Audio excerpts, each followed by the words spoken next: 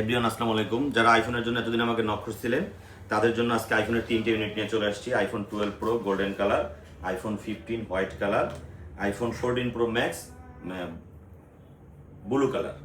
তো হচ্ছে iPhone 12 প্রোটা authentic আছে, 256 জিবি, ব্যাটারি হেলথটা একটু কম 74%। এটার দামও কম হবে, একদম ডেন্ট স্ক্র্যাচ কিছু নাই, ব্র্যান্ড নিউ কন্ডিশনে আছে, বাট ব্যাটারি হেলথটা কমে গেছে বাতাসে। আর হচ্ছে এটা হচ্ছে 15, ব্যাটারি হেলথ আছে 89।